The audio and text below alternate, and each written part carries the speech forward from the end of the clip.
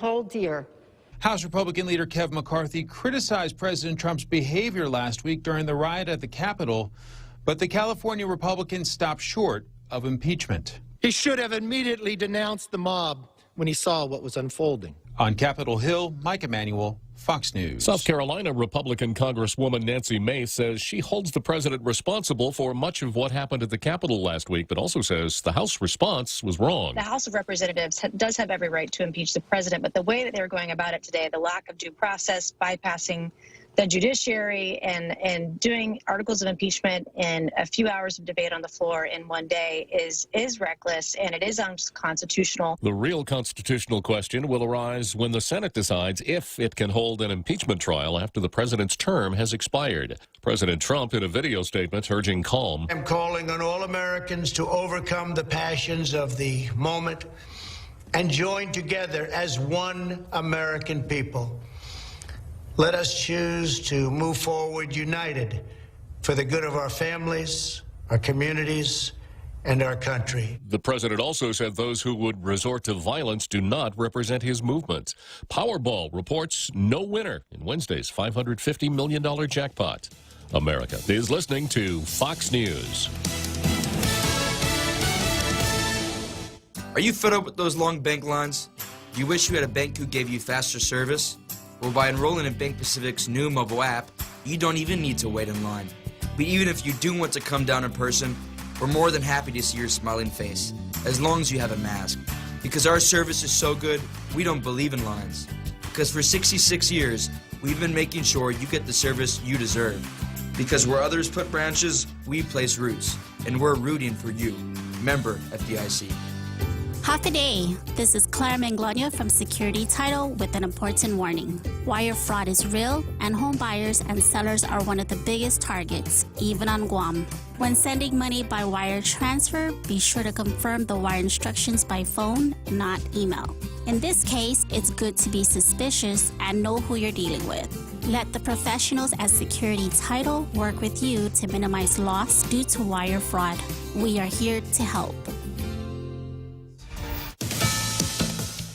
Washington, under lockdown. We have been seeing dozens of platoons, if you will, of National Guard walking the perimeter here, some of them armed with M4 rifles. They've been briefed. We're told that there could be vehicle-borne IEDs, in other words, truck bombs brought into the Capitol in the coming days to disrupt the inauguration events. They are being given the same kind of briefs they would be given if they were going to a war zone. I think it's notable that there are more National Guard troops right now on Capitol Hill than there are in either Iraq or Afghanistan. Fox's Jennifer Griffin. President Trump Wednesday toughening an earlier executive order about American investment in certain Chinese firms. President Trump amends his executive order that bans U.S. investments in companies the administration deems are affiliated with the Chinese military. The change requires Americans to divest their stock holdings in those blacklisted companies, not just avoid buying them. Carmen Roberts, Fox News. Researchers from the World Health Organization have arrived in Wuhan, China to investigate the origins of the coronavirus, even though China still insists it didn't start there.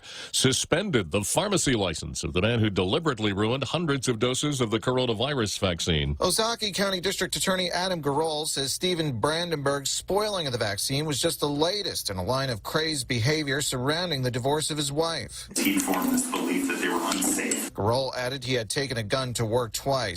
Divorce filings show Brandenburg told his wife the shots would mutate people's DNA. That isn't true. He hasn't been charged with a crime because the investigation into the contaminated vaccine vials is still ongoing. A judge ruled earlier this month that Brandenburg can't work in healthcare and must surrender his firearms. Neither he nor his attorney have commented. Rob Dawson, Fox News. And I'm Jack Callahan. This is Fox News. Rolling sound, quiet, and action. The Ray Gibson Show, starring Senator Mona Silva Tyron as the news anchor. I'm Mona Silva Tyron, and I'll have your local news every morning. Life moves pretty fast, so stay with us to stay informed right here on The Point. Also starring Jerry Roberts as the Better Business Training Guru. Get out there and do something good today, like listen to us, Monday through Friday, 6 to 10 a.m., where we go extra for you. Produced by the real Joe Cruz. And your warm and intelligent host, Ray Gibson. It's the Gibson Stream of Consciousness. All the players and all the games with cameos and calls from the most interesting people like you. We'll see and hear you right here on your talk radio superstation. This is The Point. The Ray Gibson Show was filmed before a live Facebook audience. When's the last time you looked at your homeowner's insurance? We buy a homeowner's policy and never give it another thought until something happens. Life brings changes, and our coverage needs can change. The smart thing to do is get the answers and level up our insurance to make sure we're totally protected.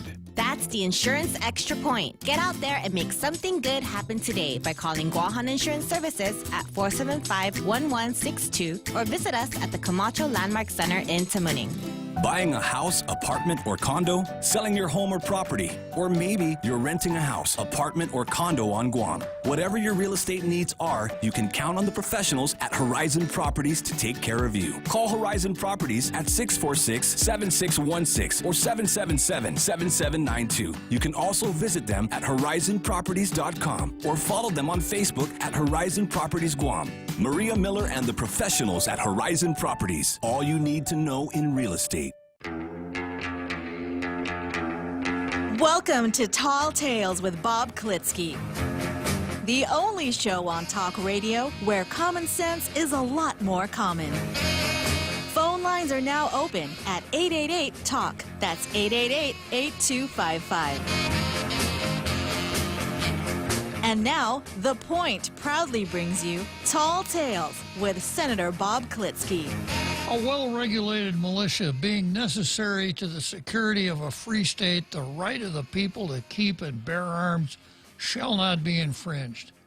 I start the program that way every day, let you know that this is a constitutionally oriented conservative talk show. We entertain callers, we entertain Facebookers, etc., and there is almost nothing that can't be discussed here on Tall Tales. There's no censorship a la big media here on Tall Tales. So let's start out with Zemi Ikatni.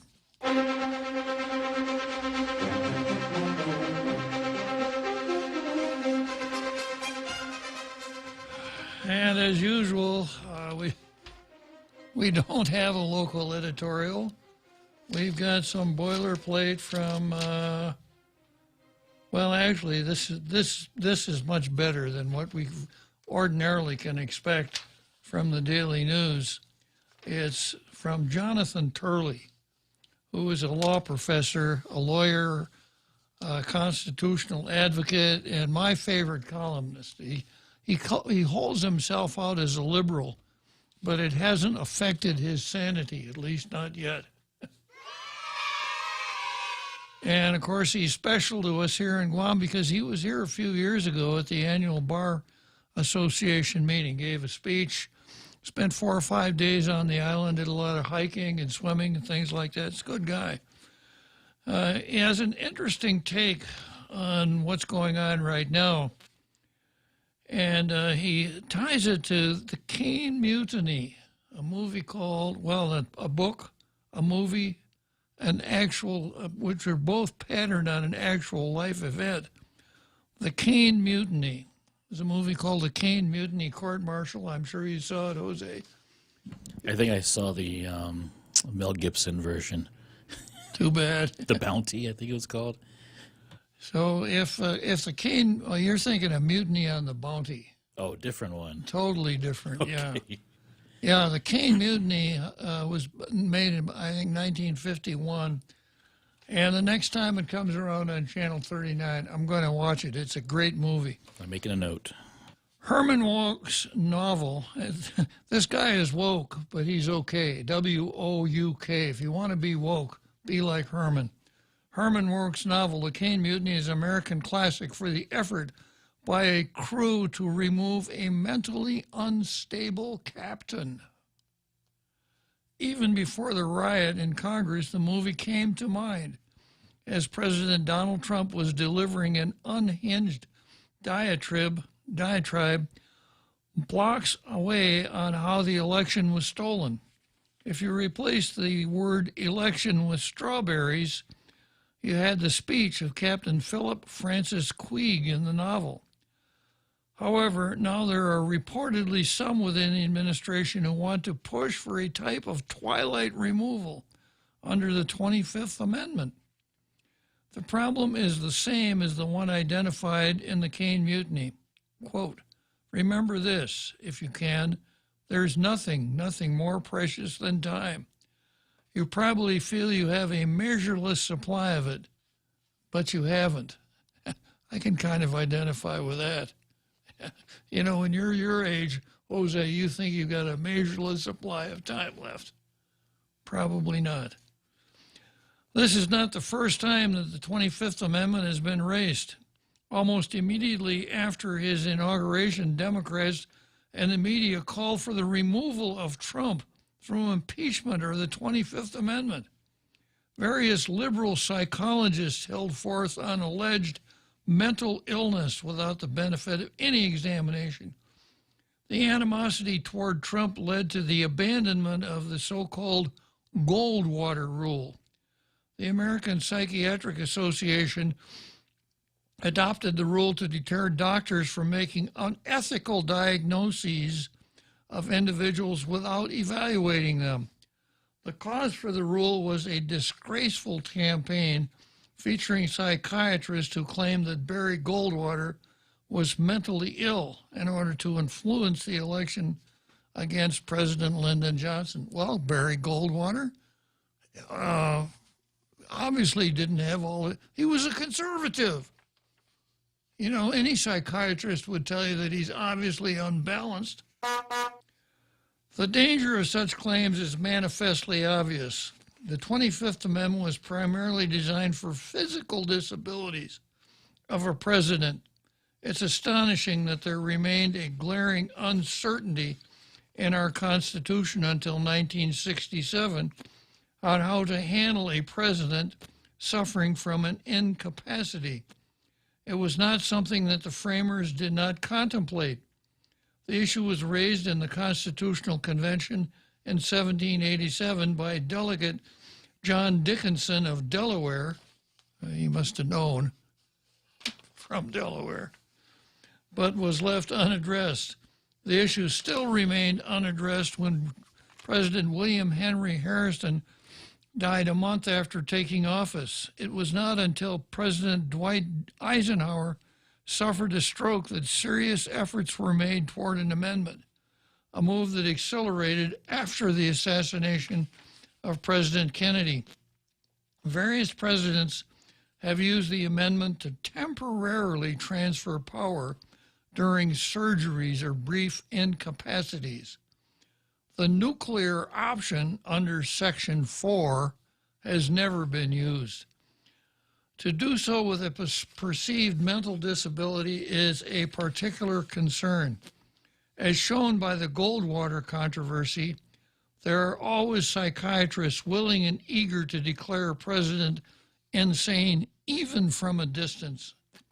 Politicians often portray their opponents as mentally unbalanced, since only an insane person would hold an opposing view on some issues. We see that one. If we were to remove a president on such basis, it would open the floodgates for such removals in the future. Democrats have vividly shown this danger with calls for impeachment for issues ranging from Trump's criticism of the NFL kneelers to his tweets. The same can be true of the 25th Amendment, which is designed to address constitutional, not character flaws. Trump's speech Wednesday was not just unpresidential, but reckless. He actively encouraged the protesters to march on Congress, and the speech was timed to end just before the proceedings in the joint session to count electoral votes. Trump was preceded by his son Donald Jr., who whipped the crowd into a frenzy with such lines as, "If you're going to be a zero and not the hero, We're coming for you, and we're going to have a good time doing it. Trump attorney Rudy Giuliani declared that it was time for, quote, trial by combat. And interesting enough, about a week before that, I'd talked about trial by ordeal and trial by combat right here on this show. However, Trump's speech alone is not evidence of incapacity or insanity. Being obnoxious and narcissistic is not grounds for removal. Indeed, such a standard would leave much of Washington vacant. Don't tell them. Yeah, there'd be hardly anybody left. Yeah, even if there were evidence to support such a move, it would result in a likely removal for just 4 days. Under Section 4, Vice President Mike Pence and a majority of the cabinet can sign a declaration to Congress that Trump is incapable of holding office. In such a highly unlikely circumstance, Pence would immediately assume power. However, Trump would have 4 days to object. In that case, Pence and the cabinet would have to send a second declaration. The Congress would then have to vote by 2/3 vote to remove the president. Both chambers. Congress has 21 days for that vote, but for Trump, it would have to happen virtually immediately to beat the natural end of his presidency. In other words, he'd run out the clock. Congress can also create a body to make such a finding of disability, but that would take even more time. Of course, Congress can secure a second declaration from Pence. It could run out the clock on a vote and leave Trump in constitutional quarantine until January 20. The vote would then become moot. Yet, what would be achieved? Trump has pledged an orderly transfer of power to President-elect Biden. In order to impose this ignoble moment on Trump, and that's the point, to impose an ignoble moment on Trump, the Congress would create a precedent for future such removals on ill-defined mental disabilities. If it had wanted to do this, it should have moved years ago. As stated in the Caine Mutiny, wasted hours destroy your life just as surely at the beginning as at the end. Only in the end it becomes more obvious. For naval mutinies and presidential removals, there's nothing more precious than time. An interesting part of the Caine Mutiny was the mental anguish that the members of the crew went through, because you know, if you try to do one of these things, if you were the crew on a minesweeper and you come forward and say, our captain is off his rocker, he can't possibly command the ship, therefore we're deposing him and we're taking over. Well, if you can't prove up your case, then you become the mutineers, and you're the ones that are going to be hung from the yardarm. And it's the same thing with this Article 25 thing. You'll remember way back when it was rumored that Rod Rosenstein had begun to start the Article 25 talk. And there were a lot of people playing the Red Queen then. Off with his head! So it's not a really very good mechanism. Necessary, especially when you're dealing with the physical disability of a president like Eisenhower and a heart attack or something like that, or President Wilson, whose wife became, for all practical purposes, the president the last 2 years of his term. So, but of course, as I pointed out, when I asked my friend Van if he wouldn't prefer drawing and quartering Trump to just a simple impeachment, the idea is not just to get him out of office. The idea is to punish him, and to punish him severely. And in the process of punishing him, punish us, punish me, and all of the other folks, all of the other good, loyal folks out here who supported Trump. In my case, not because of so much what he was, But what he wasn't some wokester who was going to bring sexual anarchy to a government that was going to be taken apart and put together in a totally different way, all in the name of anti-racism. Okay, the Post editorial is not going to take too much time. Here's the Post editorial. Vaccinated residents need to keep wearing masks. That's it. And scene. Yeah. All right. So let's go from there to the card.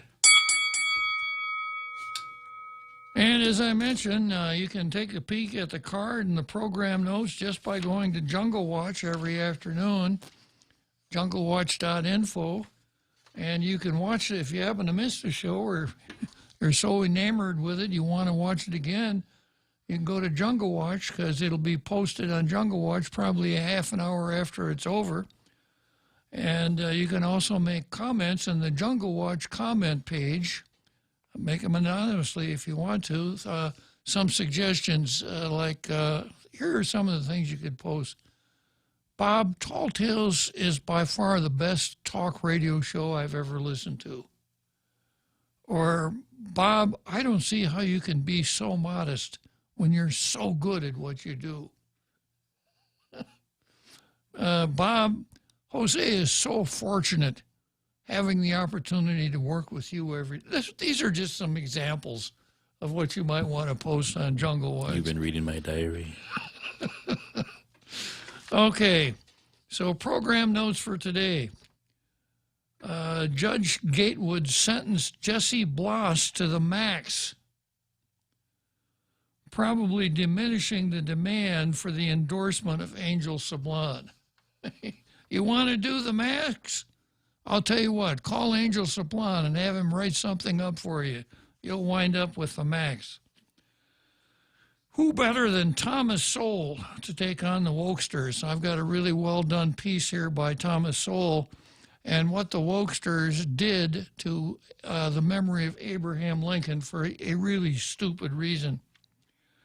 In Trump versus Trump, I ask, is Trump a tragic hero like Hamlet or Othello or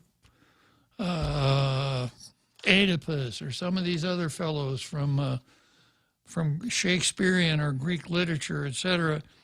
And I'm going to use that as a springboard to start talking about, okay, where do we go from here? Because I think we need to start thinking about where we go from here.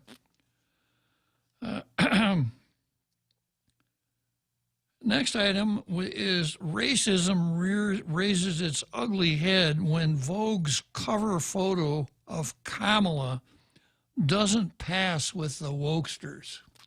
Vogue is a woman's fashion magazine. I think I had Jose explain the other day what Vogue magazine's all. Didn't I do that, Jose? I didn't? No. I guess I got you mixed up with somebody else. I stopped my subscription years ago. All right.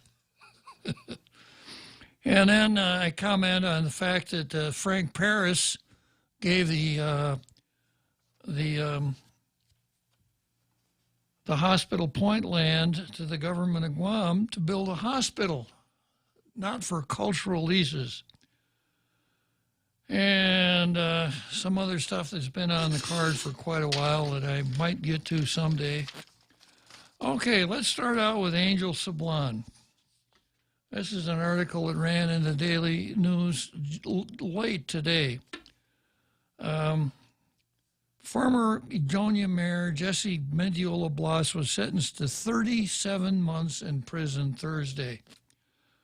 Bloss pleaded guilty to 1 count of extortion under color of official right. He was indicted on 6 counts of extortion and 7 counts of Travel Act bribery. Depending on what the court decided was an accurate amount of bribes paid to Bloss, he faced a different range of possible prison times. According to the prosecution, Bloss faced 30 to 37 months in prison. Assistant U.S. Attorney Laura Sambataro stated Blas received $11,700 from the informant during the investigation, which is above the $6,500 threshold that triggers a more severe punishment. Rosano said in his filings, Blas faced a sentence range of 18 to 24 months. Blas' plea agreement states informant Brenda Kenyon gave him $300. Rosano has stated that the plea agreement makes it clear the amount of bribes would be contested.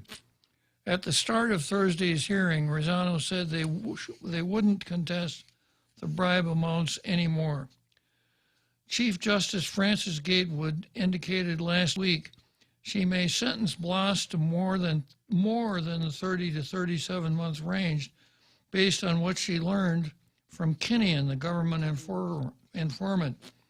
After hearing from Blas, Tydenko Gatewood on Thursday settled on a 37-month prison with credit for time served, etc.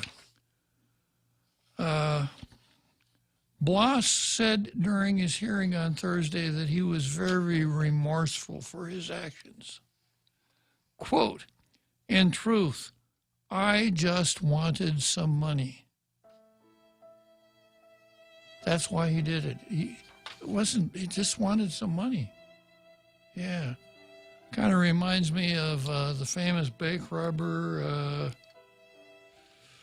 what was his name? His name will come to me in a second. They asked him, "Why do you rob banks?" And he said, "'Cause that's where the money is." Yeah. So that's Jesse Blas. But I've got to come back to Angel Sablon here.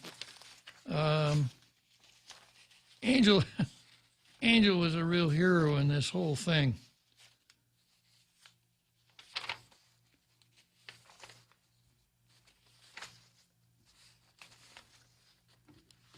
I never find the page I'm looking for. Yeah. You know, when a person is sentenced at the district court, he can make his own statement, his lawyer can make his argument, and the court will entertain testimony or letters from other people who are interested in the proceeding. And Mayor's Council Executive Director came forward, and this is what he said. "I write this letter in no other capacity than as a personal friend." But of course, he's the executive director of the Mayor's Council.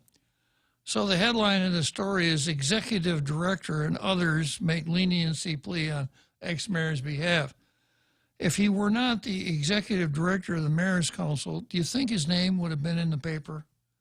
It's a little tiresome when people who have public positions, and because they have public positions, are automatically granted a soapbox to speak their piece, come forward and saying, "This is just my personal opinion. This is not my official opinion."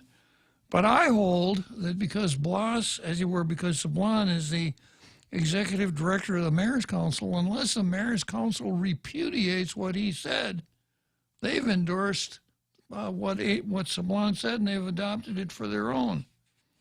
So Sablon said, "I write this letter in no other capacity than a personal friend. I've known Jesse for many years. He has always shown me the utmost respect in all our interactions, and we have treated each other as brothers would. Moreover, he has never shown me that he is a man I could not trust." Did you ever give him any money? Needless to say, his indictment was a total shock. So, you know, with public officials like this, making dumb statements like this, how are we ever going to get a handle on the rampant use of methamphetamine in our community? I don't know if it's possible. And the Post agreed with me. They said, you know, rather than coming up with stuff like this, you might think in terms of saying things that would discourage drug use. But anyhow, I guess it's over. But from now on, if the next time, given his performance here, the next time someone is up for sentencing, I'm going to use my microphone here to urge Angel Sablon to send kind words to the judge. Because Angel Sablon in this Blas case seemed to have a reverse Midas touch. Everything Angel touched turned to... Steel bars. Yeah. Yeah, so it was kind of a reverse alchemy. Angel took some gold and turned it into lead. Okay, let's take a short break here, and I'll come back to Thomas Sowell. The Extra Point with Jerry Roberts of Guam Training. Hi, I'm Jerry Roberts, and every day on The Ray Gibson Show, I get to comment on the incredibly diverse, fun, challenging, sometimes frustrating, often exciting, but always interesting world of work. I hope you'll be there with us. You can find daily transcripts of The Extra Point at guamtraining.com. Tune in every weekday morning at 7:20 for The Extra Point with Jerry Roberts. Brought to you by Guahan Insurance Services and First Hawaiian Bank on 93.3 The Point.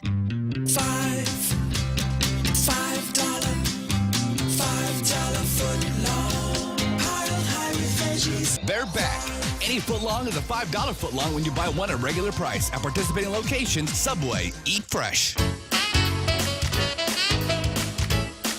We now return to Tall Tales with Bob Klitzkie, soaring over the confusion with his superpowers of truth.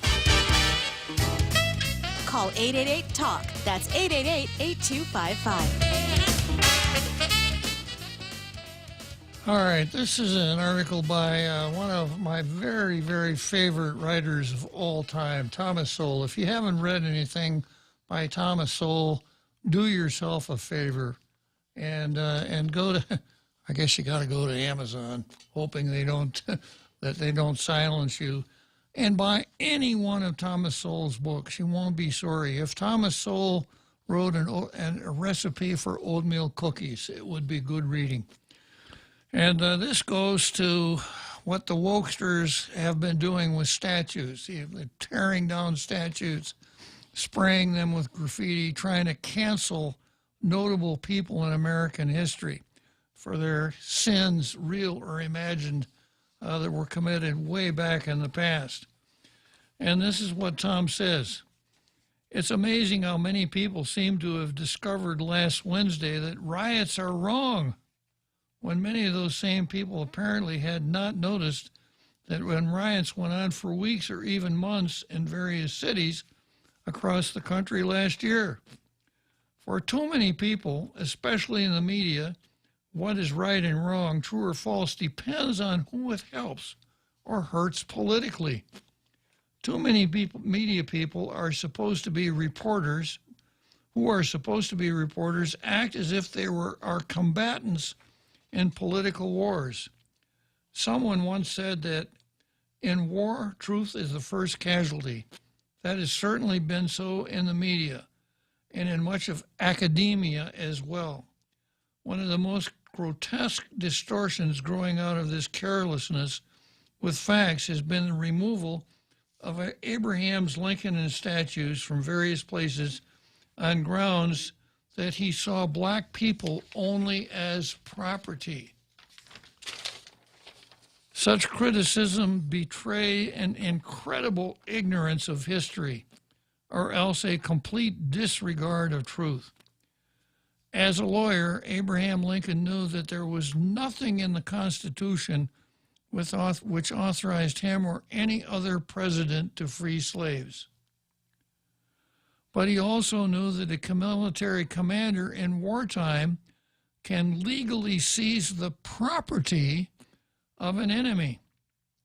Defining slaves as property, he didn't have to define it. I mean, Judge Roger B. Taney took care of that for us in the Dred Scott case, which was really a property case, was what it was. And it's never been overturned. That's right. Defining slaves as property gave President Lincoln the only legal authority he had to seize slaves during the Civil War. And once they were seized as property, he could then free them as human beings. But if the Emancipation Proclamation had based its action on defining the slaves as human beings with the right to be free, the Supreme Court of that area would have undoubtedly declared it unconstitutional. millions of human beings would have remained slaves. Would ringing rhetoric be worth the price? As for the claim that Lincoln did not regard black people as human, he invited Frederick Douglass to the White House. Gross distortions of history in order to get Abraham Lincoln's name removed from schools tells us a lot about what is wrong with American education today. Many schools are closed because of the Wuhan virus and the teachers' unions. And many schools in minority neighborhoods fail to teach children enough math and English back when they were still open. So it's incredible that school authorities have time to spend on ideological crusades, like removing names and statues from school. And that's San Francisco is a good example of that. Not only are they changing the name of a school that was named after Lincoln, they're even changing the name of a school that's named after Di-Fi. Really? There was a Dianne Feinstein Elementary School in San Francisco, but after that horrible thing that she did. Is that with her driver? No, you're thinking of, no, what she did, which was even worse. Having a driver who's a Chinese spy is bad. But what Di-Fi did is much, much worse. After the hearing for Amy Coney Barrett, Di-Fi said, "This is one of the best confirmation hearings that I've sat in," and she hugged Mitch McConnell. That was it. Rip her guard up. Really, that was it. No more Di-Fi Elementary School.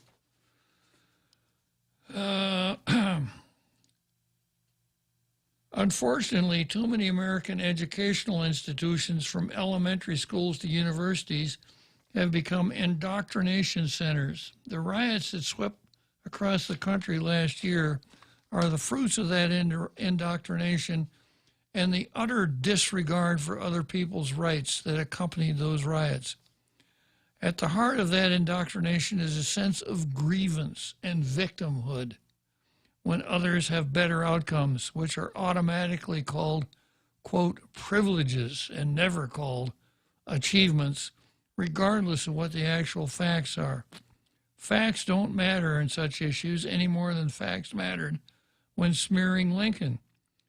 Any, quote, underrepresentation of any group in any endeavor can be taken as evidence of proof of discriminatory bias. So no matter what it is, if let's use African Americans, if we were to look at the enrollment of the university, if there aren't as many African Americans at the university as there are in the population, there's only one possible answer: systemic racism. Mm-hmm. That's the only possible answer. Well, Thomas does a pretty good job of debunking that. Any underrepresentation of any group in any endeavor can be taken as evidence of proof of discriminatory bias.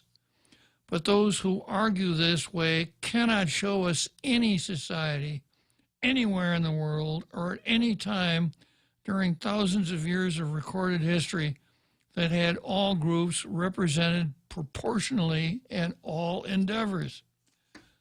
In America's National Hockey League, for example, there are more players from Canada than there are players from the United States. You know why that is, Jose? Racism. Yeah. There are also more players from Sweden than California. More players from Sweden in the National Hockey League than hockey players from California, even though California's population is nearly 4 times the population of Sweden. Californians are more underrepresented in the NHL than women are in Silicon Valley. But no one can claim this is due to discriminatory bias by the NHL. Well, to me, you can't, because it's obviously racism.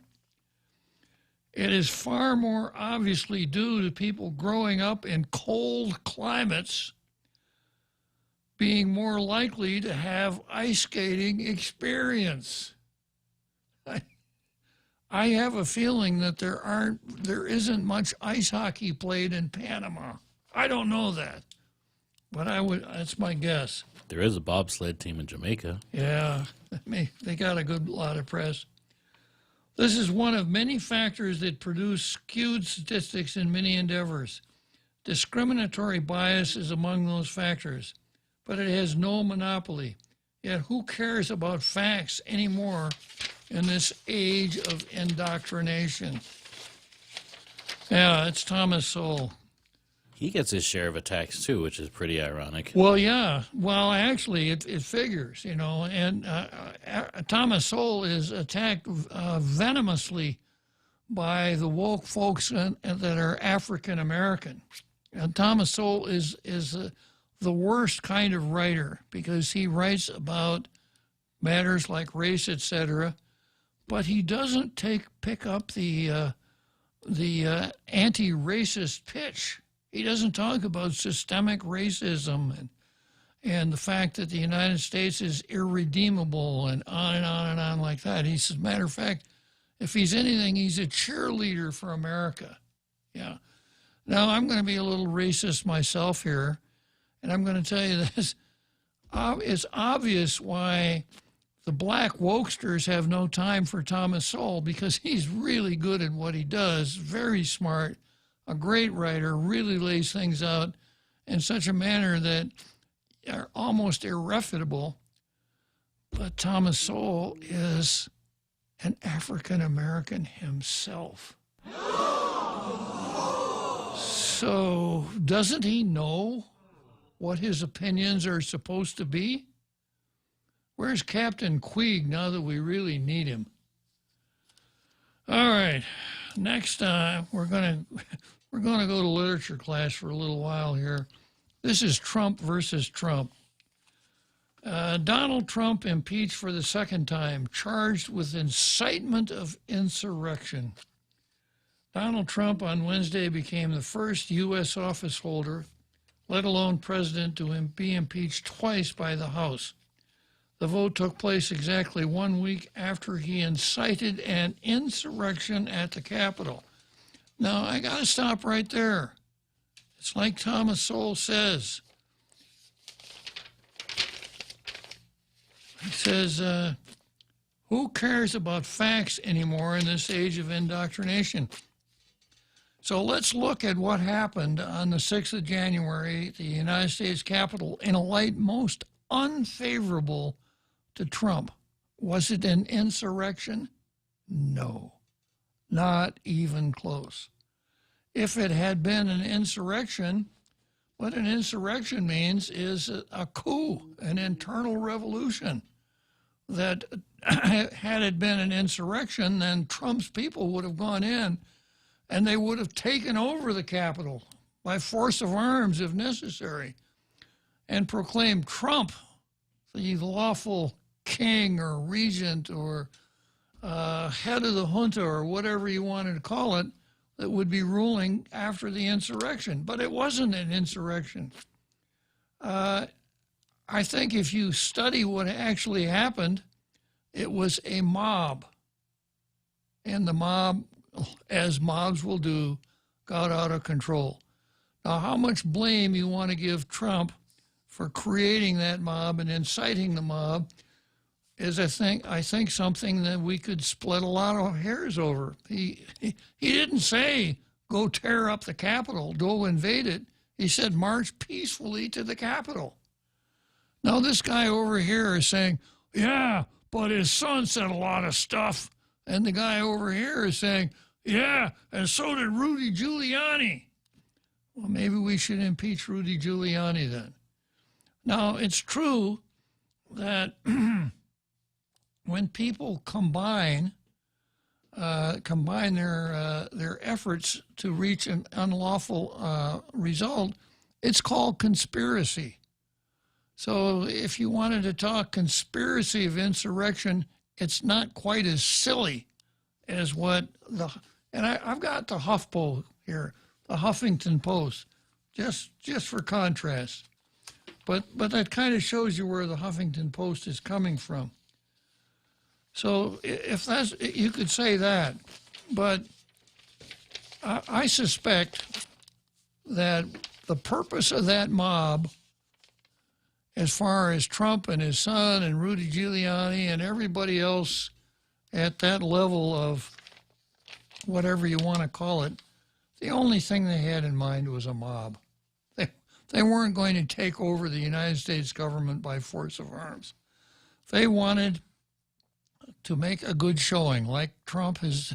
One of Trump's means of success has been putting on large shows, well-controlled mobs that get his point across. And I suspect that's what they wanted to do. They weren't very good at putting together a mob and keeping the mob under control to achieve a particular objective. So when it comes to their grade in Mob 101, they're probably going to get a D- because they didn't do it very well. But insurrection, that's exactly what Thomas is talking about. Trump released a video statement after the vote, but he made no explicit mention of impeachment in it. Quote, mob violence goes against everything I believe in and everything our movement stands for, Trump said, dismissing the role he played in inciting his supporters to storm the Capitol last week. No true supporter of mine could ever endorse political violence. The article of impeachment charges Trump with incitement of insurrection. So I probably read enough from HuffPost, but, you know, it was all, they did it, they must have borrowed Judy Wonpat's playbook. If you remember the Wonpat 10, acting Governor Ray Tenorio sent a substantial bill for substantial salary increase to the legislature, called the legislature in special session. In about an hour, the legislature passed it and sent it back to Ray Tenorio. So, and that's exactly what the Congress did. Impeachment is a serious matter.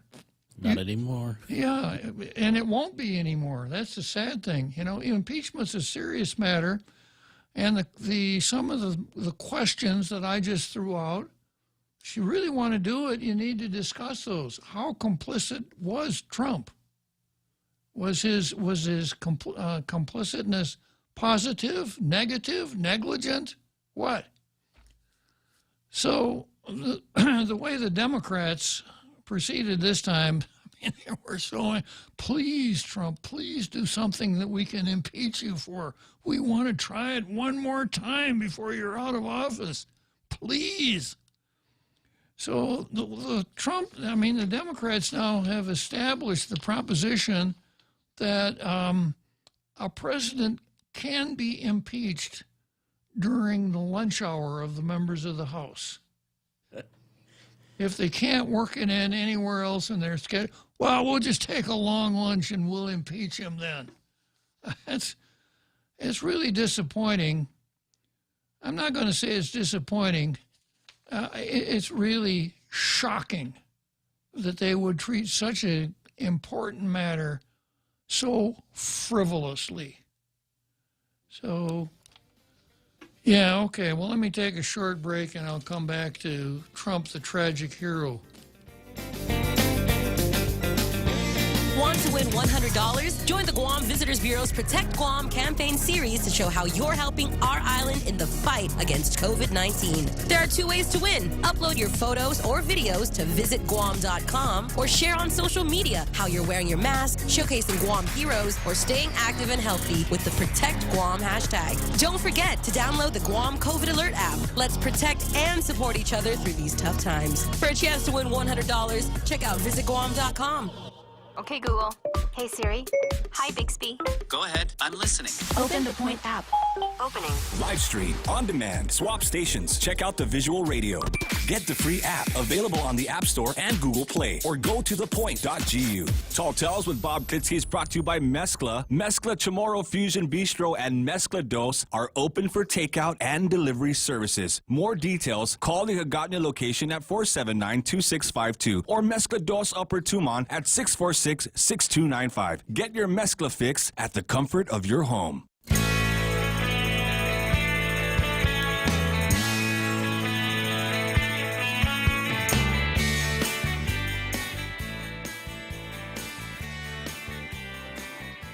Yeah,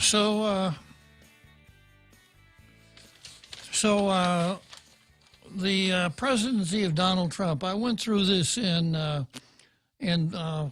Tall Tales versus Van the other day, but the Democrats were talking about impeaching Trump before he was even sworn in.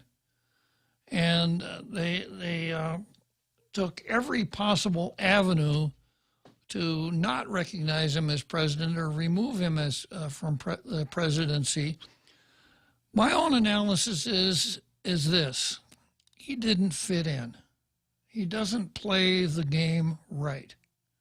He comes forward and he's idealistic, and he's a little lacking in self-awareness. So whatever ideas he has, he broadcasts them. And if what he broadcasts is idealistic, oftentimes it puts professional politicians in very awkward positions because they're used to more measured and polite speech, and they'd be very careful, even crossing party lines, to break somebody else's rice bowl. Trump didn't care about any of that stuff. So, ever since I've been paying attention to presidential elections, which goes all the way back to the first time I voted was 1960, and the only time I ever voted for president was 1960. And I've mentioned on the air before that I only had one chance, and then I flubbed it because I voted for Kennedy. Back in those days, you had to be 21 to vote, and I only got to vote once.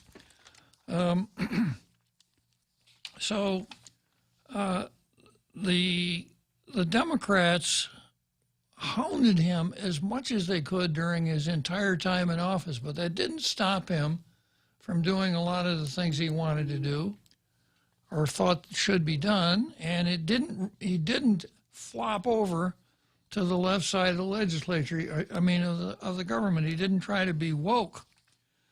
So he accomplished a lot during his presidency, but he is a man, as large as his accomplishments, they're no smaller than his flaws.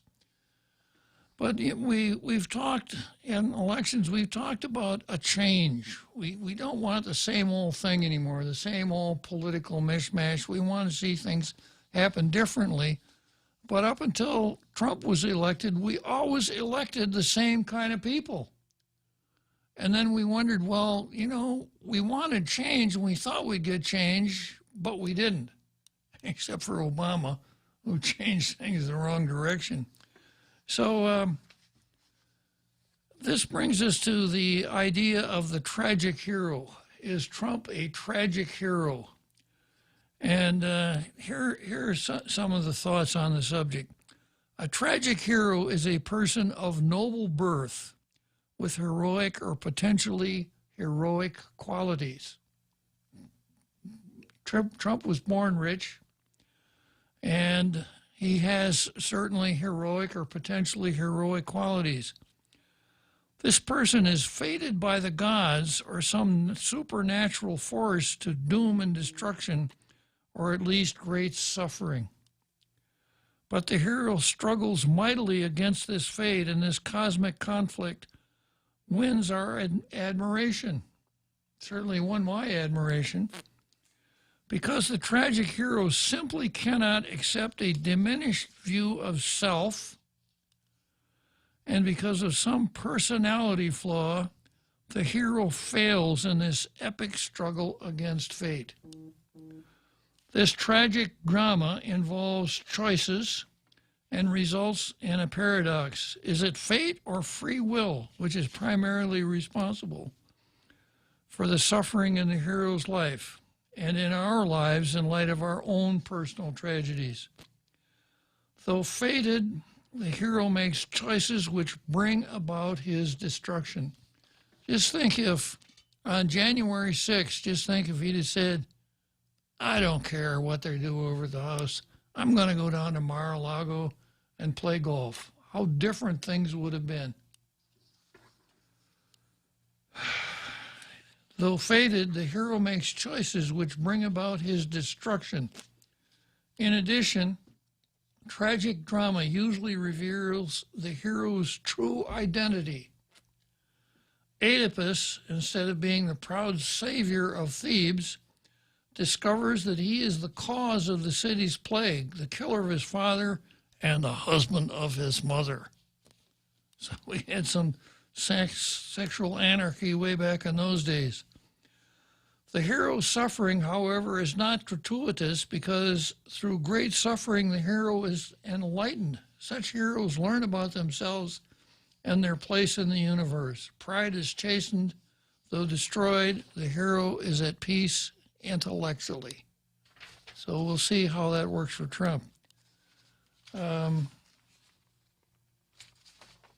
another breakdown here. The first stage of a tragic hero is hubris, excessive pride.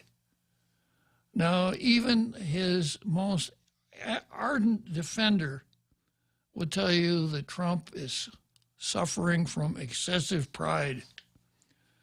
Pride goes before destruction and haughtiness before a fall. Okay, so the first element then is hubris. The second is called hamartia, a tragic error of judgment that results in the hero's downfall.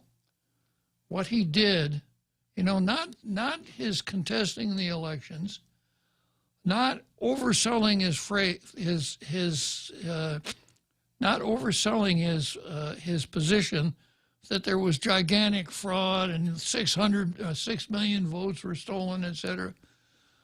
Even that, was within the realm of acceptability. And my own analysis says that he has a really good argument about all of the bad things that went on in the election. And had we been able to really get to the bottom of all those things, he may very well have won. But the tragic error that he made after the election was over, and he kept increasing the tempo up until what happened at the Capitol, the Greeks would call that hamartia, a tragic error of judgment that results in the hero's downfall. And even Trump now has come across with a very Trumpian, but nevertheless apology for what happened. Next is peripetetia, the hero's experience of reversal of fate due to his error in judgment. Because until January 6th, everybody on the Republican side was talking about Trump in 2024. Everybody, even people that didn't like him. Oh, well, he's going to run in Not now. Not much talk about Trump running in 2024. Then we have an agnosis, the moment in the story when the hero realizes the cause of his downfall. Okay, let's break for that big halftime show, and we'll come back to Greece for a little while, and then we'll move on to Kamala.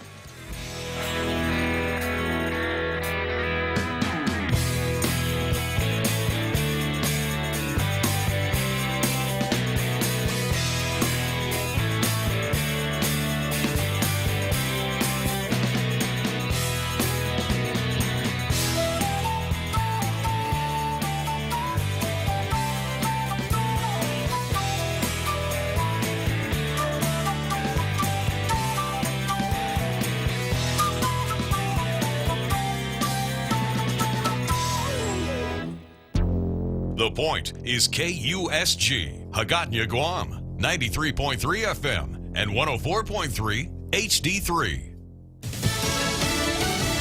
The president is impeached. I'm Jack Callahan, Fox News. The House demonstrated that no one is above the law, not even the President of the United States. House Speaker Pelosi accused the president of incitement to insurrection, saying he was to blame for last week's violence at the Capitol, despite the president telling supporters to peacefully and patriotically make their voices heard. California Republican Congressman Tom McClintock scoffed at calling that impeachable. If we impeached every politician who gave a fiery speech to a crowd of partisans, this Capitol would be deserted. The vote to impeach was 232 to 197, 10 Republicans voting in favor. President Trump, the first president to be impeached twice. Reacting in a video released by the White House. Violence and vandalism have absolutely no place in our country and no place in our movement.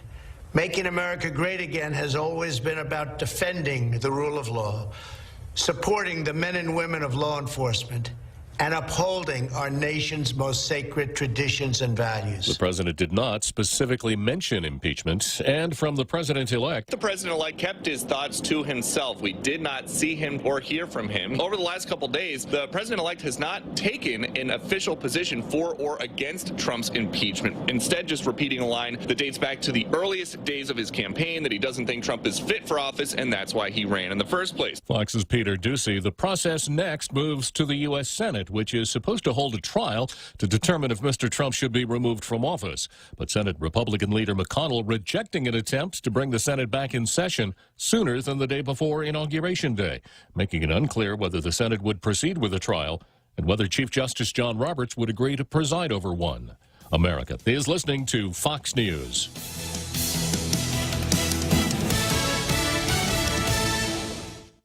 Half a day. This is Claire Manglona from Security Title with an important warning. Wire fraud is real, and home buyers and sellers are one of the biggest targets, even on Guam.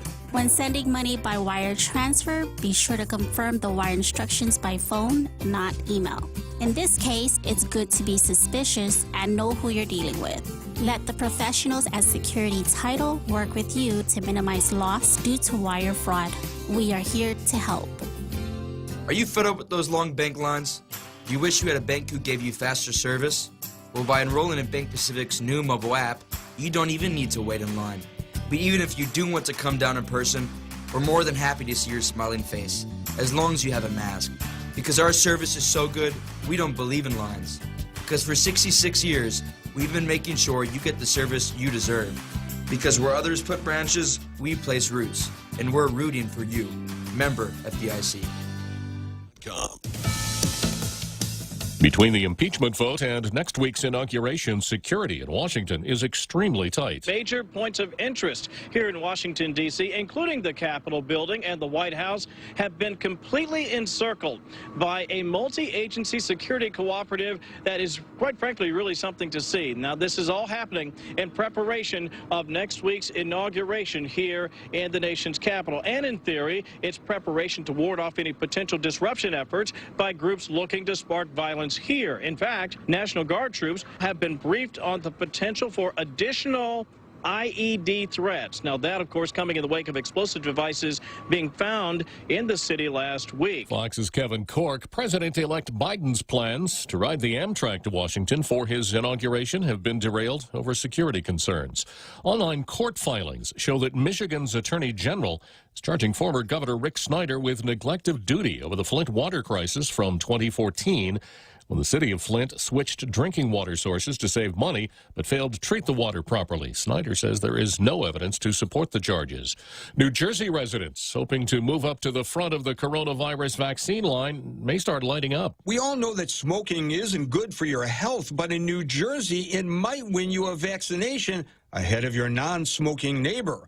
Smokers now part of the priority group to get a COVID vaccine because their bad habit puts them in a high-risk category.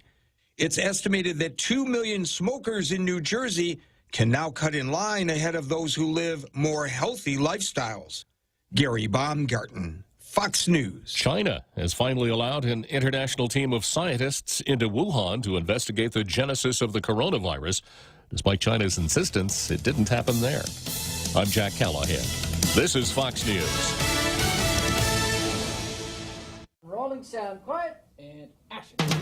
The Ray Gibson Show, starring Senator Mana Silva Tyron as the news anchor. I'm Mana Silva Tyron, and I'll have your local news every morning. Life moves pretty fast, so stay with us to stay informed right here on The Point. Also starring Jerry Roberts as the Better Business Training Guru. Get out there and do something good today. Like listen to us, Monday through Friday, 6 to 10 a.m., where we go extra for you. Produced by the real Joe Cruz. And your warm and intelligent host, Ray Gibson. It's the Gibson Stream of Consciousness. All the players and all the games with cameos and calls from the most interesting people like you. We'll see and hear you right here on your talk radio superstation. This is The Point.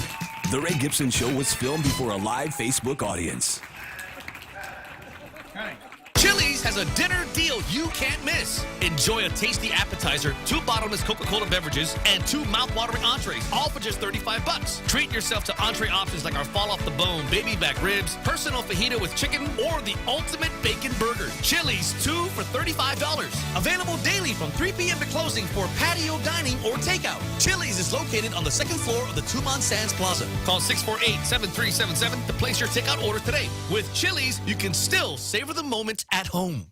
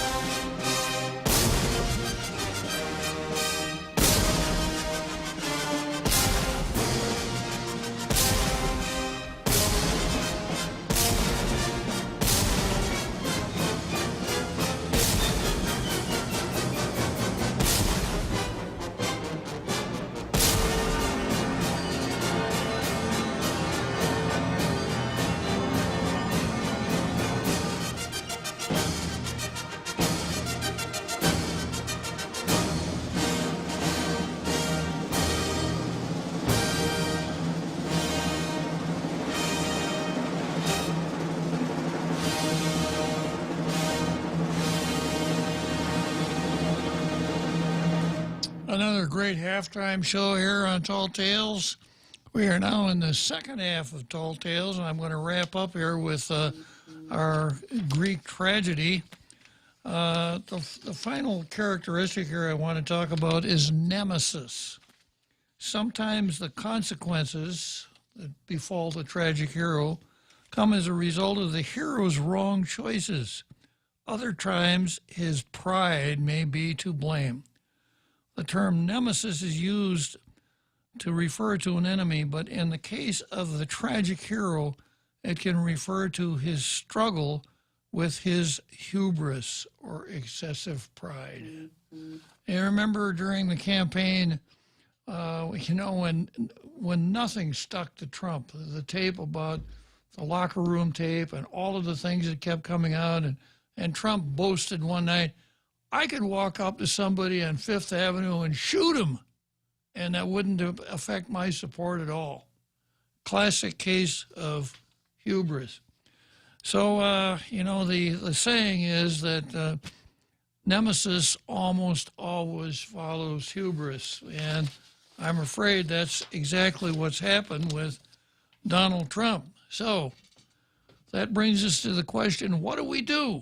Those of us here on the conservative side finally had a guy that was sticking up for our points of view and most of the time doing the right thing and very seldom doing the wrong thing in a style that aggravated some people. But I think I speak for a lot of people when I say that we're much more interested in substance than style. But because of what happened on January 6th, Trump's ability to provide that kind of leadership, I don't think carries much weight anymore. Even 10 Republicans voted to, along with the Democrats, to impeach. And, of course, the Democrats now have tasted blood. And every time, if there's ever another Republican again after they get done horsing around with the Electoral College and the Supreme Court, now that they've tasted blood, that'll be part of their playbook. Okay, I can see them talking now. Okay, so we're going to swear in a new president on the 20th of January. By about March 1st, we'll start the scandal about money. We'll get into the sex scandal about April. We should be ready for impeachment about June. That's going to be kind of how they work. It'll be part of their timetable.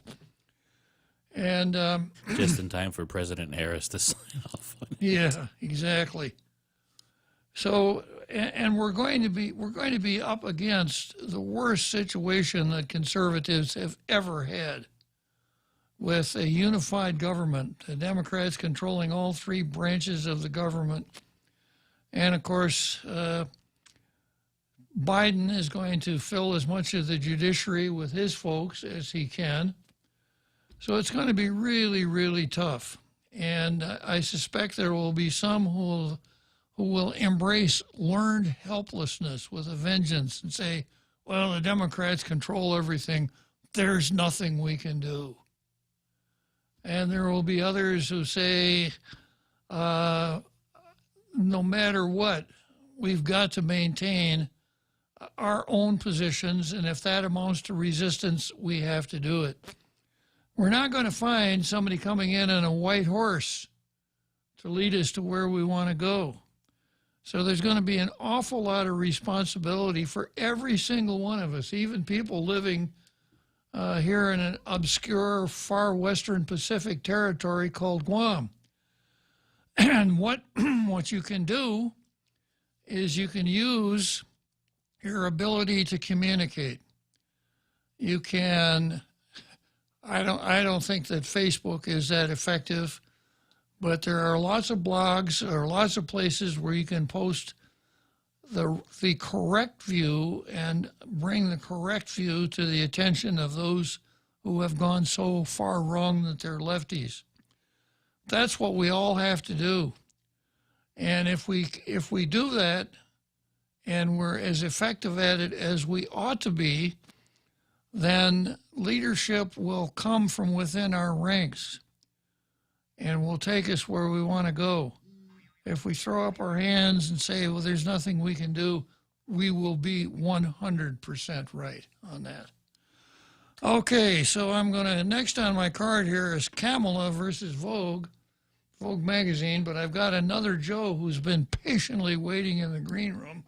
Good afternoon, another Joe. Hey, Bob. So what seems the world leaders are actually in support of President Trump keeping his social media accounts. The four leaders of large countries I can think of are France, Germany, Brazil, and Mexico. Ironically, and kind of puts a question mark in your mind, is there's no opinion from supposedly our allies, the UK, regarding Donald Trump's social media account, so far as I can tell, which is kind of, I want to say suspicious, but I'm not too suspicious because I've always been wary of these monarchies, because in history class when I was a kid, stateside, public school even, the lesson was that our country was pretty much wary of European monarchies.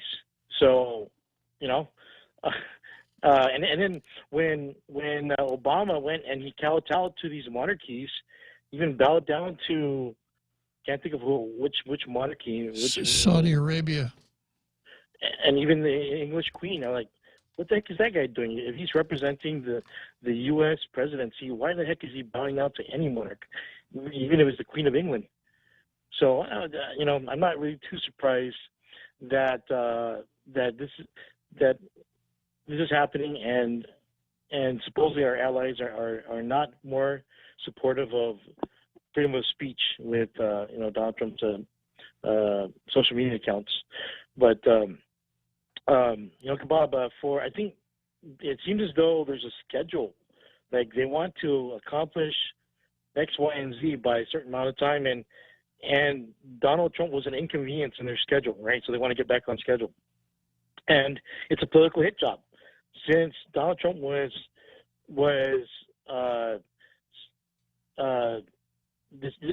not on the same page with them, was not going to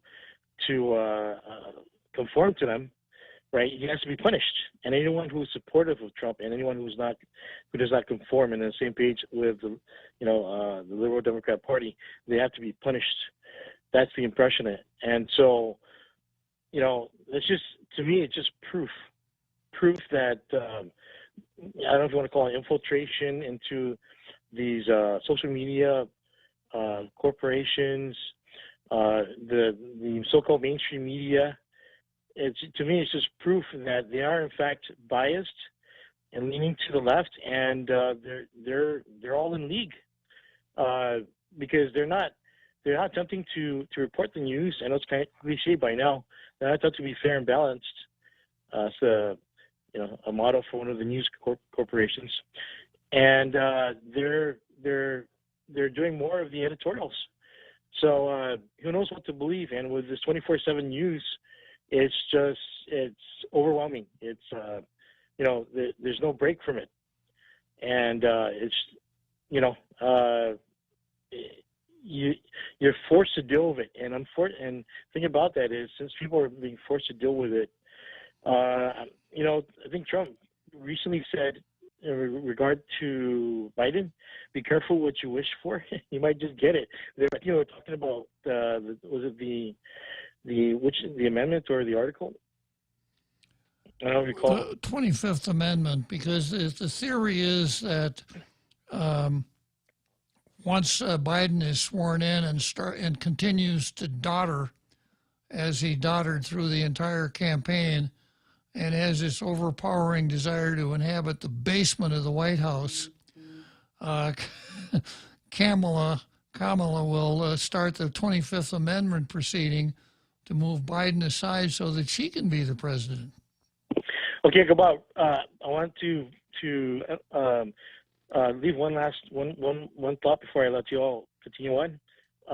Is that I think the Republicans should do their best to get the majority of the House and the Senate, and then implement a resolution, and put in a resolution or bill, or either or, stating that any president that attempts to run our government by executive order and does not have what they call, I think, regular order, a dialogue between the branches of government, the interaction between the branches of government, that there should be an automatic implementation of the impeachment. I don't know how you feel about that, but we could send Tello to Washington to lobby for it. But I don't know if you, because that's kind of like what we were trying to do with the Bob and Ray resolution, if you recall. Oh, okay, so you agree, kind of. Okay, come on, thanks. I'll just keep listening. Good talking to you again, Another Joe. So Another Joe makes his traditional call here to Tall Tales. So next I've got Kamala Harris. And this is something that ran, let's see, where did I get this from? The Daily Wire, really good conservative website, The Daily Wire. And it talks about Vogue magazine. I'm not a regular, I used to read Field and Stream, National Geographic, Popular Mechanics when I was a kid. We didn't have Playboy when I was a kid. No. Yeah, that came out later. I'm sure I would have had we had it, but... what about Grit? I hear about Grit. No? Well, there's a catalog called Grit. There's a catalog? Yeah. Okay. Yeah. I remember something like that in the 70s. Oh, I don't know about that. The one I'm talking about is current. But there are women's magazines that I used to see laying around in the dentist's office and places like that. McCall's, Vogue, Ladies' Home Companion. Cosmopolitan, yeah. And National Enquirer. yeah. So Vogue, have for a, this is very sexist, but for a woman to have her picture on the cover of Vogue is quite an accomplishment. Yeah. So this is an article. Kamala Harris team goes to war with Vogue magazine over disrespectful cover photo. And I'm not, I'm not zeroing in on this because I'm so interested in what ladies magazine wants what cover. But you'll see when I get to the end exactly why this is important. Vice President-elect Kamala Harris is waging what is likely the first public battle of her tenure, and it's against Vogue magazine. According to the New York Times, Harris and her team are at odds with the high fashion magazine's editorial team over their decision to select a casual photo of the vice president-elect for their next magazine cover instead of a more formal photo that they feel casts Harris in a better, more professional light. February's issue features Ms. Harris in a dark jacket by Donald Deal, skinny pants, Converse, and her trademark pearls. What else? Of course, what are you going to clutch if you don't have pearls, right? She stands against a leaf green backdrop bisected by a spill of, you can see how important this issue is already, right? You can see why she's going to go to battle on this one. Colors meant to evoke her Howard University sorority, caught in what seems like mid-laugh. Harris laughing? That means somebody asked her a hard question. It's the Democrat cackle. Yeah. She's also wearing a pair of Converse sneakers and appears to be caught off guard by the camera. Oh my goodness. Two features Harris teams say undermined authority of her new position and may actually expose Vogue's internalized prejudices. Social media critics slammed the photo, called it disrespectful. Though Gabriella Carafa-Johnson receives credit as a sittings editor, also known as the fashion editor in charge, Ms. Harris chose and wore her own clothes. The selected photo is determinately unfancy, kind of messy. The lighting is unflattering. The effect is pretty un-Vogue. Disrespectful was the word used most often on social media, the New York Times knows. Yeah, well, I don't know. All the Vogue then should be kicked off of Facebook and Twitter and Instagram if they're being disrespectful to her. Several news outlets, including the Associated Press and CNN, reported that Harris' team felt blindsided by Vogue's selection and was unaware that the magazine switched out the cover photo from what the team originally agreed on. Left-leaning outlet Vox added, Vogue's intentions with its cover, as clarified in a public relations statement, were to highlight the vice president-elect's authentic, approachable nature. She's authentic, all right. After the outcry, Vogue agreed to swap photos, but only on the magazine's digital edition. The New York Times reports, though, that Vogue believes it was in the right to select the photo they wanted. Vogue had not granted any kind of contractual cover approval rights to Harris, they said. That meant Harris' team had not seen the final choice, which was left to Vogue, and had not known the magazine had decided to swap the photos. So, big deal, right? It's a really important issue. And I'm so glad that the she actually is the vice president-elect now, right, Jose? Yeah, I think so. Yeah. I'm so happy that the vice president-elect is concentrating on such important issues as to what cover Vogue magazine ran. Now, here's the real heart of this story. There's more. Yeah, here's what it's really, really all about. Given that the controversy involved progressive social media, the issue eventually became Vogue's racist history. Oh, boy. Oh, boy.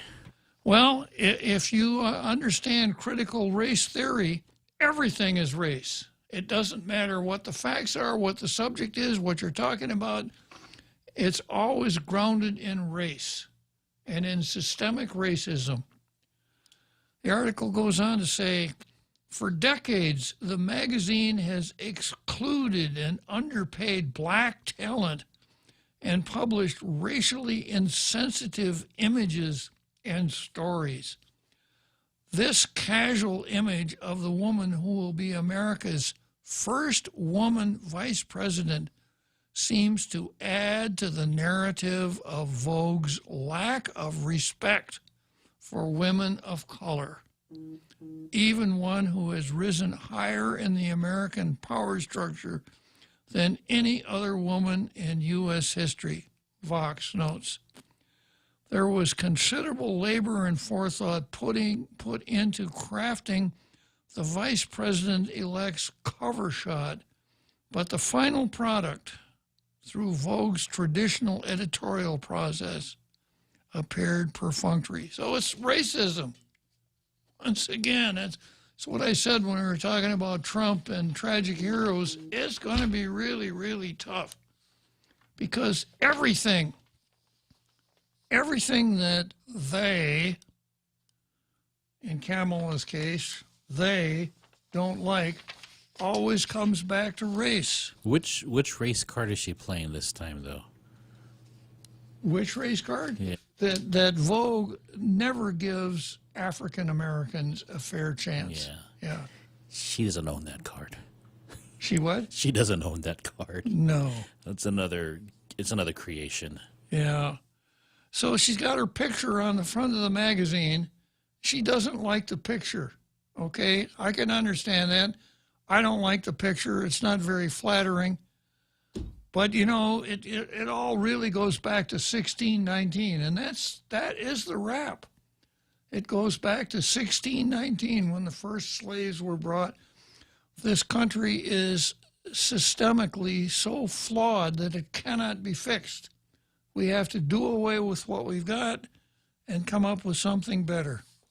And who better to do it but Kamala Harris, if she's properly dressed, of course. Okay, next item on the card is Frank and Cutman Paris versus CLTC. Well, let me take a seventh inning stretch and I'll come back to this one. The Extra Point with Jerry Roberts of Guam Training. Hi, I'm Jerry Roberts, and every day on The Ray Gibson Show, I get to comment on the incredibly diverse, fun, challenging, sometimes frustrating, often exciting, but always interesting world of work. I hope you'll be there with us. You can find daily transcripts of The Extra Point at guamtraining.com. Tune in every weekday morning at 7:20 for The Extra Point with Jerry Roberts, brought to you by Guahan Insurance Services and First Hawaiian Bank on 93.3 The Point. Escalade Chamorro Fusion Bistro in Hagåtña and Mezcla Dos, Upper Tumon are now open for takeout and delivery services. For more information, call now at 479-2652 or 3 or Mezcla Dos at 646-6295. Mezcla Chamorro Fusion Bistro brings you island hospitality with the true taste of modern Chamorro cuisine at the comfort of your own home. They take your local favorite dishes and serve them with extra flair you will only find at Mezcla. Mezcla, a true taste of Guam.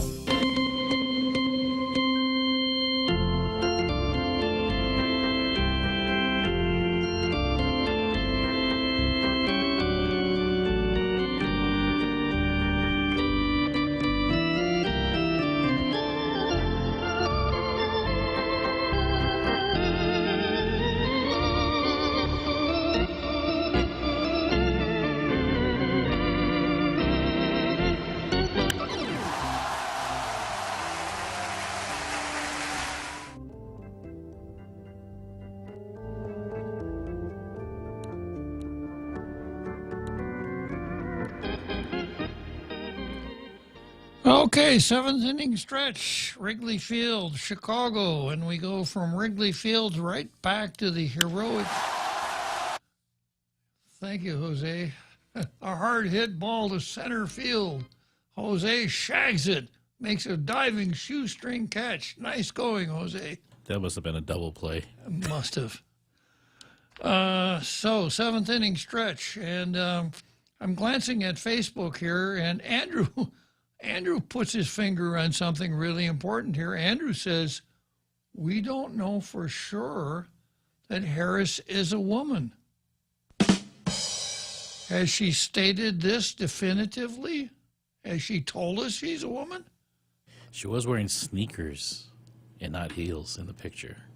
Uh-huh. So unless she comes out and says, today is January 14, and I am a woman, it's kind of like quantum mechanics, you know. It's kind of indeterminate. She could be both at the same time. All right, Frank and Cotman Paris. Governor Lulian Guerrero told members of Inadahi, and I got this from Candid News, from Troy's muckraking news outlet. Governor told the members of Inadahin Ilanatla Koturan Chamorro that she would instruct her legal counsel to look into how best wait a minute here.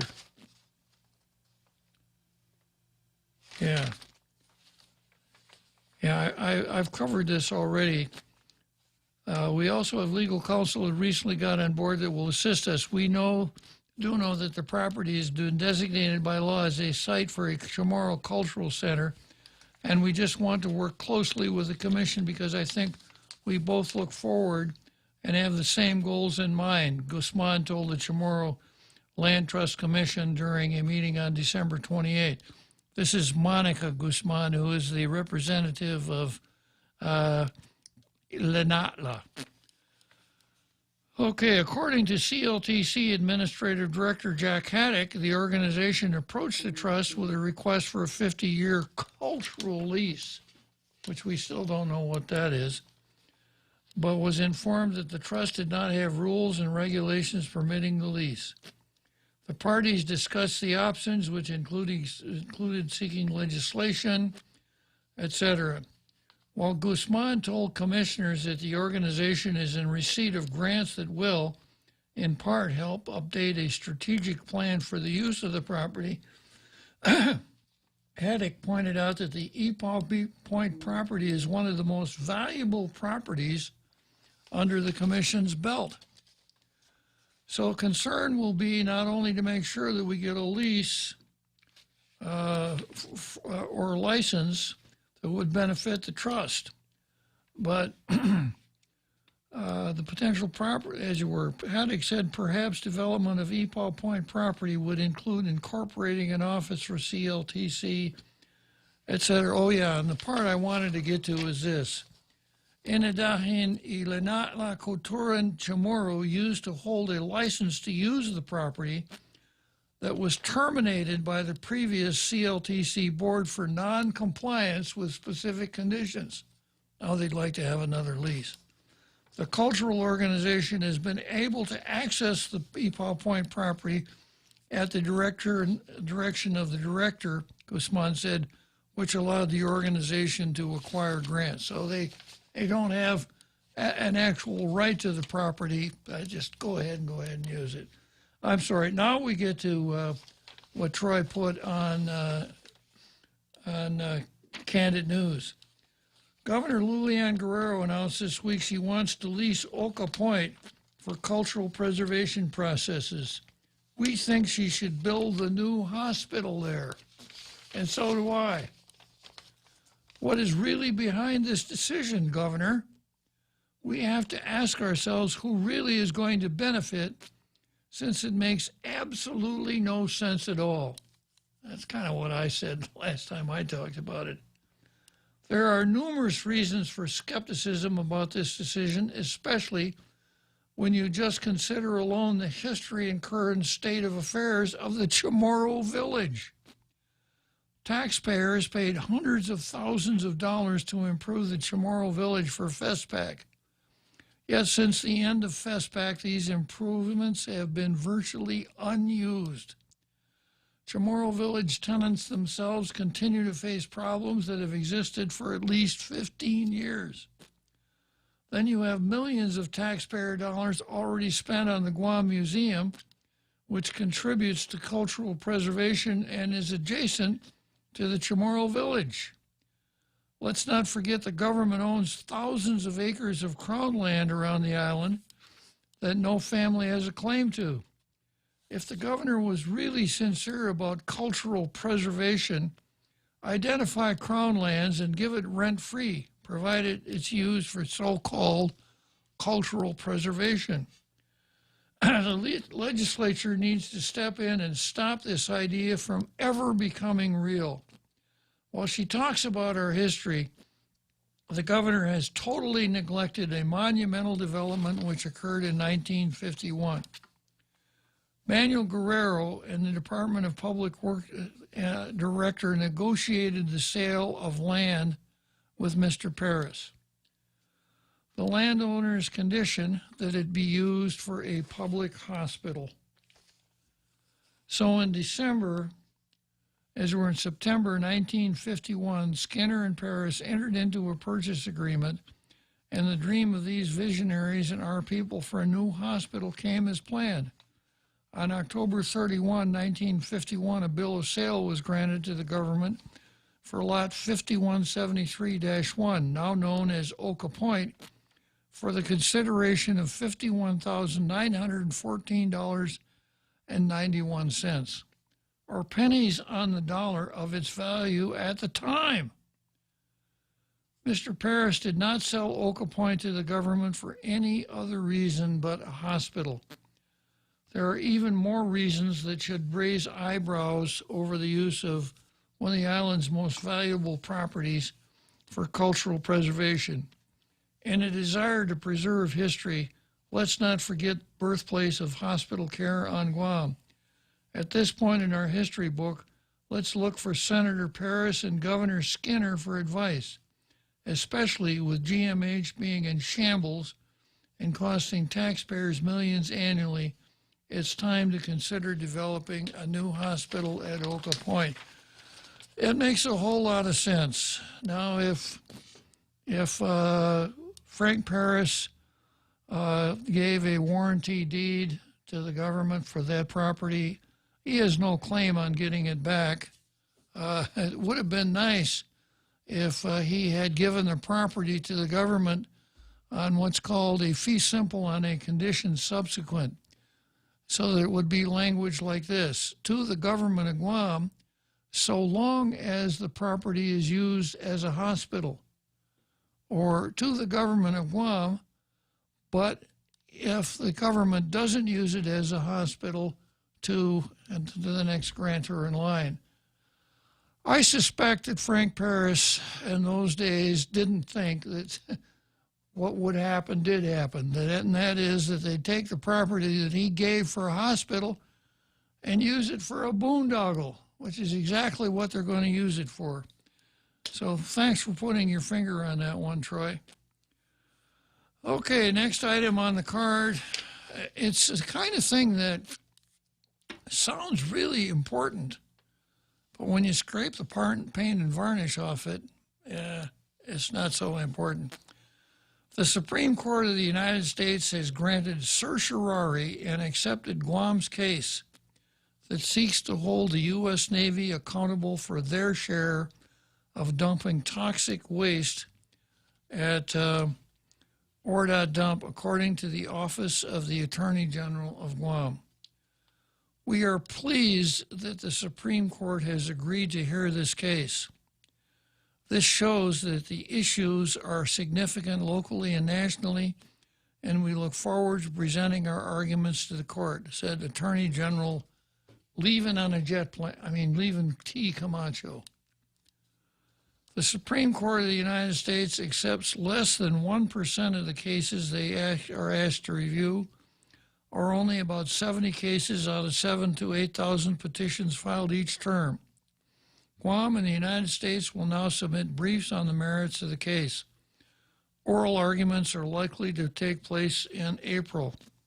In 2017, Guam sued the U.S. Navy as a potential responsible party, requesting they be held liable for remedial action under the Comprehensive Environmental Response, Compensation, and Liability Act, or CERCLA. But when the suit was filed, the news reports showed that the United States had filed a motion to dismiss the government suit because the government had missed the statute of limitations by, I think it was 7 years. Yeah, 7 years after this CERCLA claim. The government of Guam has an argument that would reach a different result. It's really complicated on both sides. I understood it at the time I read it. I don't understand it now. I'd have to go back and review it to make sure that I'm describing it properly. But my analysis at the time was that for the government to recover, probably a long shot. However, it's kind of like playing roulette. You know, if you can put $1 on the board and win big money in the process, why not? Filing fees, et cetera, to get to the Supreme Court, attorney time involved aren't that great, but if we were to recover, it would be a pretty substantial chunk of change. Okay, let's take a few minutes here before we head down the home stretch.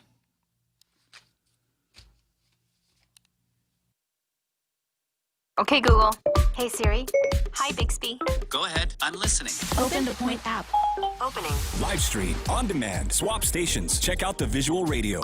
Get the free app available on the App Store and Google Play, or go to thepoint.gu. Want to win $100? Join the Guam Visitors Bureau's Protect Guam campaign series to show how you're helping our island in the fight against COVID-19. There are 2 ways to win. Upload your photos or videos to visitguam.com, or share on social media how you're wearing your mask, showcasing Guam heroes, or staying active and healthy with the Protect Guam hashtag. Don't forget to download the Guam COVID Alert app. Let's protect and support each other through these tough times. For a chance to win $100, check out visitguam.com.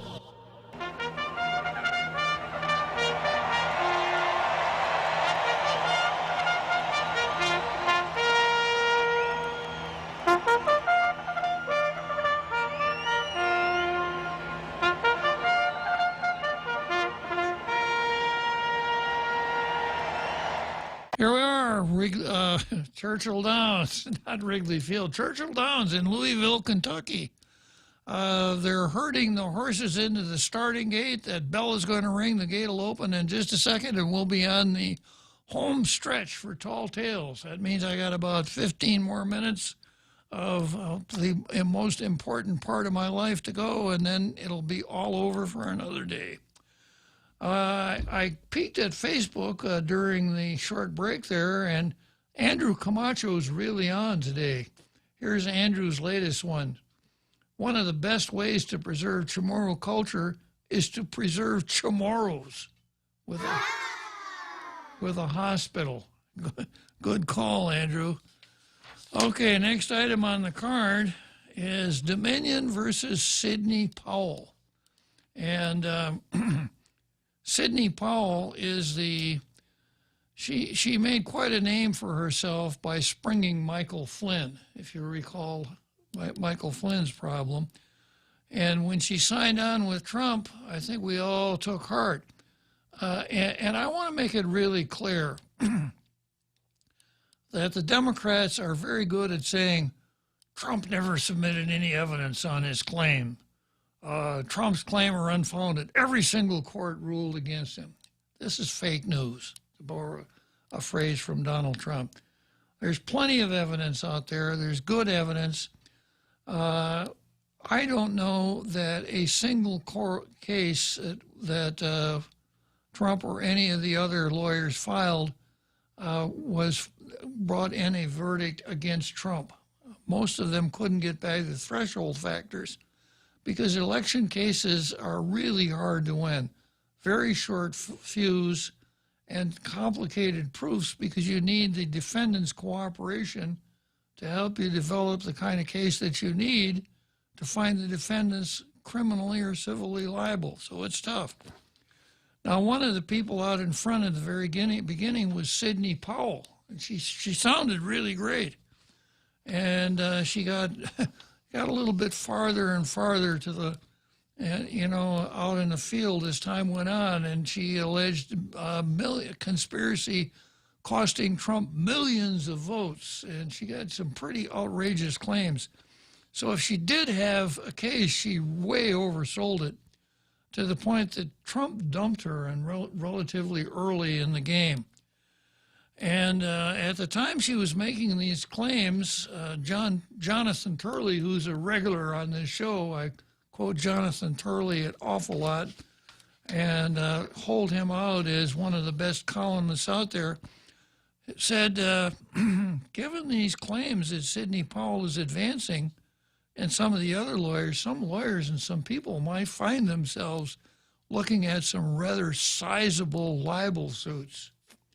So I'm looking at a story that ran on a website called Raw Story, which is on the other side. It's way over to the left. I read it every day, along with Counterpunch and LaWapo and New York Times and Washington Post and all these other way left publications. Pacific Daily News. Yeah, the Pacific Daily News. And the title is Trump lawyer Sidney Powell slapped with $1.3 billion defamation suit over voting lies. Well, we don't know that they're lies just yet, do we? But the headline writer knows because he's on the left. So I have remarked that this is Sidney's big chance. She will actually go to court. She won't have to deal with these threshold factors. She'll be able to go straight to the merits and prove up all of these claims that she's been making. Because in the law of libel, truth is a complete defense. If you say that, if you were to say that the Secretary of State of Arizona is a dirty skunk and an ornery pig stealer, and you can go into court and prove it, the verdict's going to come back for you. So here's what the article says. According to a report from the WAPO, pro-Trump attorney Sidney Powell has been hit with a $1.3 billion lawsuit for lying about Dominion voting systems.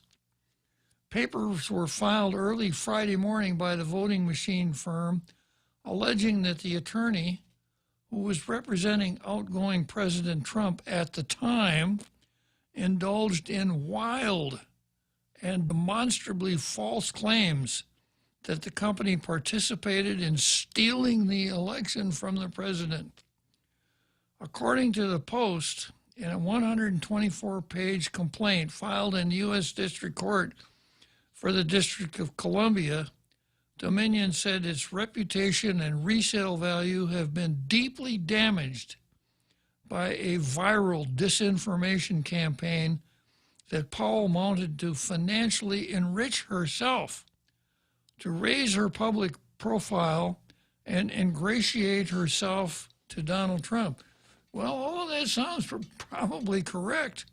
It's no doubt that Dominion took a real hit, and I don't know what their stock was selling for before, but I suspect it did take a dive. The defendants named in the lawsuit include Powell, her law firm, and Defending the Republic, the organization she set up to solicit donations to support her election-related litigation. The Post goes on to note that none of Powell's claims were taken seriously by the courts. That's quite a reach there, raw story. I would have to say that courts take every claim brought before them seriously. It's what courts do. The Post goes on to note that none of Powell's claims were taken seriously by the courts, and the attorney had been dismissed from the president's legal team after making a series of unfounded statements. So this is pretty important, $1.3 billion lawsuit.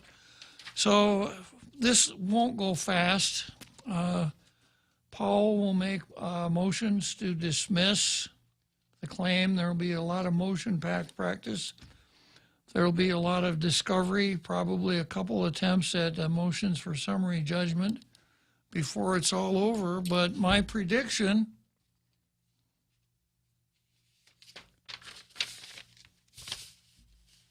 playing Johnny Carson here for a moment, is that Powell either will come out on the losing end or will have to eat a gigantic helping of crow. Yeah.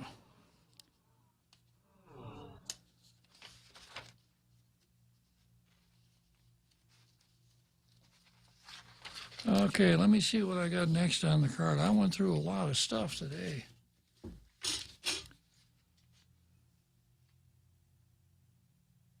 Democracy versus theocracy. Yeah. Okay, this is, I guess today is my day to be philosophical, starting out with tragic heroes, and now I'm going to democracy versus theocracy. And this comes from a publication called Sovereign. Once again, it's conservative. It's one that I read frequently. Over a 2-day period in late March of 1979, the people of Iran held a groundbreaking referendum to turn their country into a theocratic Islamic republic where the religious leaders ruled supreme. I remember it like it was yesterday. According to the wholeheartedly honest and incorruptible officials who counted the votes, 99.3% of the ballots were cast in favor of becoming an Islamic republic. It was close. This bears a striking resemblance to Kim Jong-un winning a 2014 election in North Korea with 100% of the vote, or when Saddam Hussein won re-election in Iraq back in 2002 with 11.4 million votes in favor and 0 against. Real squeakers here. Within months, a new constitution was drafted and Iran became a theocracy. In a theocracy, the rules and rituals of the official state religion become pervasive in everything: politics, education, business, news, entertainment, even your daily routine, regardless of whether or not you're a believer, if you're even allowed to be a non-believer. In its own way, the United States, and now much of the West, is rapidly becoming a theocracy, where the woke leftist religion similarly pervades our daily lives. We can already see it. Just look at the education system where schools and universities are indoctrinating young people into the virtues of Marxism, critical race theory, and other woke pseudoscience topics.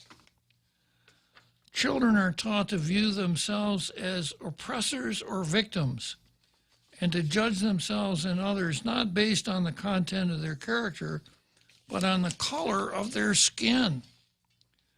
And even basic subjects are radicalized. The United States was founded in 1619. Biology is intolerant. And I actually read this on Tall Tales. 2 + 2 = 4 reeks of white supremacist patriarchy. Entertainment is dominated by these same ideals. You can't even watch a basketball game anymore without having a woke agenda thrust in your face. And the mainstream media is clearly playing a major role in championing these principles to the public, including shaming of any intellectual dissent and burying information they don't want you to see. Big businesses have completely sold out to the wokeists. Huge brands like Gillette wag their fingers at their own consumers, presuming that all men are sleazy, oppressive scumbags. Tech companies, which once stood for the free flow of information, are zealously censoring content. We know that for sure. And most large companies are now overtly prioritizing top executives and directors based on identity characteristics like race, sexual orientation, and gender, rather than talent and integrity. Ironically, all sing the praises of the Chinese Communist Party, which is conspicuously exempt from abiding by any of these fanatical woke principles. The wokest religion is invading daily life as well. You must participate in the rituals, raise a fist in solidarity, say the names, support the peaceful protesters, etc. Any dissent is greeted with rage and cancellation. Daring to utter the words, "All lives matter," can result in you losing your friends, your business, and your reputation. You can't say that. It's Black Lives Matter. You must use only the words that have been prescribed. For example, women has been replaced with the words people who menstruate. And you must feign outrage on social media when someone uses wrong words. This 1984 style language cleanse has become so ridiculous that even the word pedophile is being quietly replaced with minor attracted person. Seriously? So as not to unfairly stigmatize the pedophiles. Did you ever hear of a group called NAMBLA? Oh, yeah, yeah. National... They're trying to normalize, bring it toward normality. Exactly. This religion is also a major influence in government now. Elected leaders rush to show their constituents how pious and virtuous they are, whether they're kneeling in solidarity for a photo op or changing their own rules to banish gender-specific language in the House, which they did. No more brother and sister. Okay, unfortunately, I got to leave this before it's finished, but if you ever wanted a reason why people are backing Trump, here it is, right here. Okay, see you tomorrow. Tomorrow is the last day of the week, our least favorite day. We'll be back.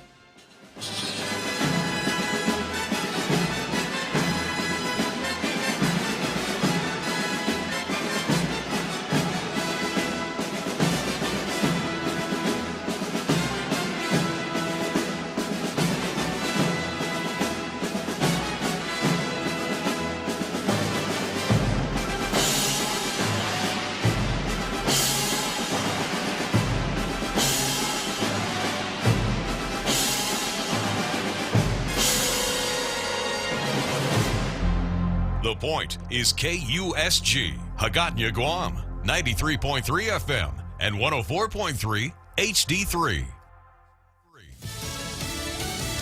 The first president to be impeached twice. I'm Jack Callahan, Fox News. With the help of a handful of Republicans, House Democrats have once again impeached President Trump. The ayes are 232. The nays are 197. House Speaker Nancy Pelosi presided over the chamber and opened the debate, accusing the president of incitement of insurrection related to last week's violent breach of the U.S. Capitol. He must go. He is a clear and present danger. Unlike the impeachment a year ago, 10 Republicans supported this resolution. House Republican Whip Steve Scalise was not among them. It will only serve to further divide a nation that is calling out for healing. A Senate trial is unlikely to begin before President-elect Biden takes office next week. Fox's Jared Halpern. The debate continues among constitutional experts whether the president can face an impeachment trial after